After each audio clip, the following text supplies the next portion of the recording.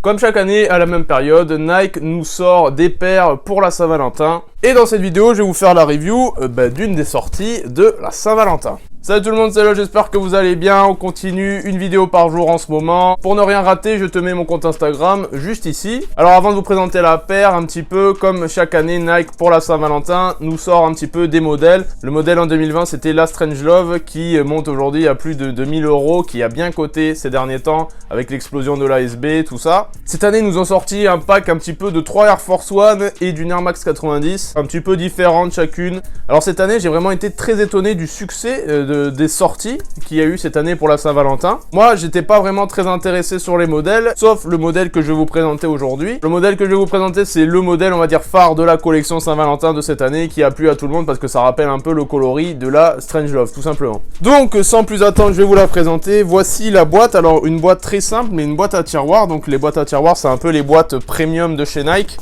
Bon, là, c'est pas un petit peu la même qualité qu'une boîte, par exemple, Black Box qu'on a ici. Là, c'est un petit peu du carton un peu plus fin. Là, c'est vraiment beaucoup plus solide pour le coup. Alors, tout simplement avec le R. Alors, c'est bien, ils ont respecté un certain code couleur très simple, mais très efficace. Avec un R juste ici, avec un petit cœur sur le I du R, tout simplement.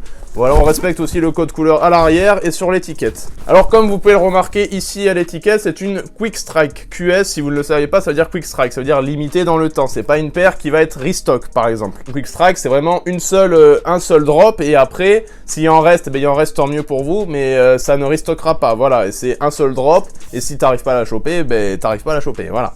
On arrive ici, on tire directement, hop, et là, surprise, on tombe sur un petit papier Love a Forever, un amour pour toujours, ça veut dire oui, je pense que ça veut dire ça, un amour pour toujours, Love a Forever, hein, tout simplement. Sympa, un petit papier qu'on nous rajoute par-dessus, hop. On ouvre ici, hop, et on arrive aussi sur un petit papier AF1, voilà, un papier AF1 classique, vous pourrez retrouver sur toutes les boîtes de Air Force One. Hop, et on tombe sur la paire, voilà. Avant de vous présenter la paire, vous avez un petit lacet rouge à l'intérieur qui est très sympa. Moi, je vais garder les lacets blancs parce que je pense que si je mets les lacets rouges, ça va vraiment faire très pétant pour le coup. Hop, on range dans la boîte. Là, voici cette petite Air Force One et on va en faire la débrief tout de suite. Alors, à première vue, elle est vraiment très jolie. Alors, certains l'ont confondu avec une collaboration avec Strangelove. Alors, pas du tout. C'est pas du tout une collab Strangelove. Ça peut s'y rapprocher, c'est sûr. Vraiment, voilà. Alors, on va commencer avec la particularité de la paire, c'est les empiècements qui sont juste ici. Dernièrement, sur par exemple les SB ou ce genre de choses, Nike nous a fait des petits empiècements un peu sympas sur le devant de la paire. Là, vous avez plein de petits cœurs un petit peu partout. Là aussi également. On le retrouve aussi sur le I du R juste ici. Alors moi pour le coup, il y en a certains, ils l'ont pas eu super bien brodé. Moi ça va, c'est pas dégueu quand même. Bon, c'est un petit peu difficile de coudre un tout petit truc en forme de cœur à l'arrière, mais pour le coup, moi c'est sympa, c'est assez bien fait. Je trouve que le code couleur est vraiment magnifique. Une touche de rose un petit peu foncé, une touche de rose ici sur la semelle. Voilà, rose, très sympa. Mélange de couleurs est super bien choisi et pour le coup, j'adore cette Air Force One. Petite particularité ici, vous avez le Air Force One qui cache un petit patch, hop, un petit cœur avec écrit True Love since 1982. Since 1982, 1982, c'est l'année de sortie de la première Air Force One, voilà. Un petit peu d'histoire, ça fait pas de mal. Alors moi, je ne me la suis pas procuré le jour du drop, parce que je suis totalement, je vais pas vous mentir, je suis totalement passé à côté du drop, parce que tout simplement, je pensais pas qu'elle allait marcher, et pour le coup, elle a été sold out. Je me suis dit, bon, c'est une Air Force One qui est sold out comme ça, super rapidement, sur tous les sites en plus. Je me dis, tiens, peut-être que ça mérite, je m'y intéresse un peu plus que ça. Et en m'intéressant de plus près, en regardant des vidéos, franchement, elle était pas trop mal. Alors, il y en a certains qui se sont plaints à ce niveau-là du daim un petit peu, qui est des taches dessus. Moi, c'est pas mon cas, elle est assez bien finie. J'ai regardé des vidéos comme quoi il y avait quelques taches, on a l'impression que ça tachait au niveau du daim, mais moi, c'est pas le cas. Le swoosh un petit peu en cuir rouge, très joli, voilà. Alors si je l'ai pas chopé le jour du drop, comment je l'ai chopé? Alors j'aimerais remercier un abonné sur Instagram qui me l'a proposé prix retail. Alors je te remercie si tu vas dans cette vidéo, merci à toi.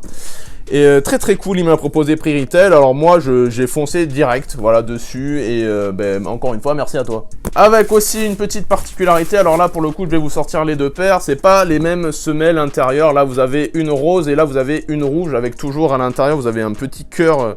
Vous avez un petit cœur sur le R. Donc ça c'est très joli.